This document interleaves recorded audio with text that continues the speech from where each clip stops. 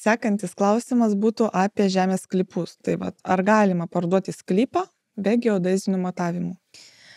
Tai iš tikrųjų čia yra labai dažnas klausimas, tai galiu pasakyti, kad negalima, yra būtina atlikti kadastrinius matavimus, tai yra pakviesti matininką, kuris ateina, jūsų žemę išmatuoja, viską užfiksuoja, po to einame į registrų centrą ir užregistruojam visus tos matavimus. Iš tikrųjų, kodėl tai yra būtina, nes to prašo ir notaras, tuo labiau vis tiek pirkėjas jisai turėtų matyti, kiek žemės jisai perka. Nes, įsivaizduok, pavyzdžiui, tarkim, pagal preliminarius matavimus arba šiaip pagal kažkokį tai senąjį planą, kuris buvo ten dar, prieš kokių 20-30 metų padarytas, pavyzdžiui, tau priklauso, ten 10 arų žemės, ne? Atlieki tos kadastrinius matavimus, žiūri, o čia jau yra 8. Kodėl taip vyksta? Todėl yra labai svarbu atlikti juos ir tik kai jau turi tą atnaujintą visą matavimų, tiksliau, žemės sklypo planą visą atnaujintą, tik tada tu jau gali keliauti pas notarą ir jau vykdyti tą sandorį. Tai pavyzdžiui, nežinau, ar tu turėjai tokį atveju, kai tarkim ateina žmonės ir nėra sutvarkyti dokumentai, o parduoti tai reikia. Ką darė tokia situacija, jeigu turėjai, aišku?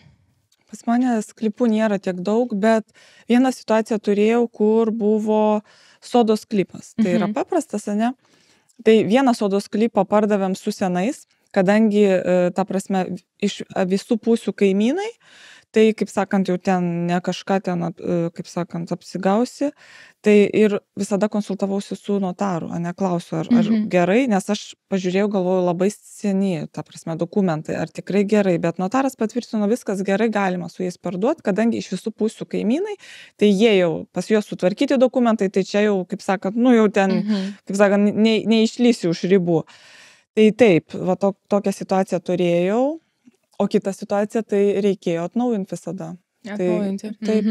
Čia klasika turbūt, kad reikia atnaujinti. Taip. Aš tai turėjau tokį atveju dabar kaip tik neseniai, pardavinėjom dabar žemės sklypą, nemenčinė. Ir taip gaunasi, kad sklypas neturėjo visiškai jokių matavimų, buvo tik preliminarus atlikti. Tai su tokiu sklypu tu negali kaip ir vykti į sandorį, tiesiog nepatvirtins. Tai tas procesas iš tikrųjų, Žodžiu, papasakosiu apie patį procesą. Gerai. Tai pasikreipėm į matininką, tai jisai nuvažiavo tenais, atliko visus matavimus, tada jie parengė tą žemės sklypo planą, ar bylą, nežinau, ir tiesiog atidavė mano klientai, pardavėjai ir reikėjo nunešti į registrų centrą, tiesiog užregistruoti. Tai procesas užtruko apie 3 mėnesius. Tai aš sakyčiau, kad čia yra ganėtinai greitai, bet gal čia netgi ir standartiškai yra greitai. Nebent būna kažkokių ten ypatingų situacijų, viskai gali būti. Tai tokia buvo ta procedūra. Ir viskas, ir dabar jau, kaip ir turim pirkėją, galim keliauti ir vykdyti sandorį.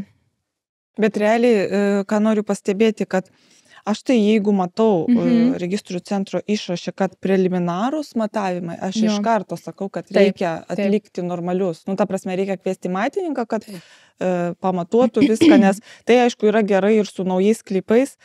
Dabar tokių turiu naujų sklypų Galguose, tai realiai gerai, kad yra kuoliukai. Klientai važiuoja ir aš iš karto matau, kai parduodu šalia esančius 2 sklypus, tai realiai matosi kuoliukai ir mato tas ribas. Tai čia labai gerai, nes yra šviežiai kalti kuoliukai. Ne, man irgi patinka, kai yra tie riboženkliai, nes būna taip, kad pavyzdžiui, ateini, tau reikia parodyti sklypo ribas, o tu žiūri ir, nesupranti. Tu gali atidaryti, pavyzdžiui, ten regiją, tenais yra puikiai matoma, kokios yra tos ribos, žinai, jeigu tai yra sklypo su matavimais, tarp kitko. Ir tu gali kažką tai parodyti, bet jeigu vėlgi tie preliminarieji matavimai, tai tu nieko nepamatysi, nes netgi nebus žemėlapyje pažymėta konkrečiai, kur yra tos sklypo ribos. Tai taip, tai yra labai svarbus procesas.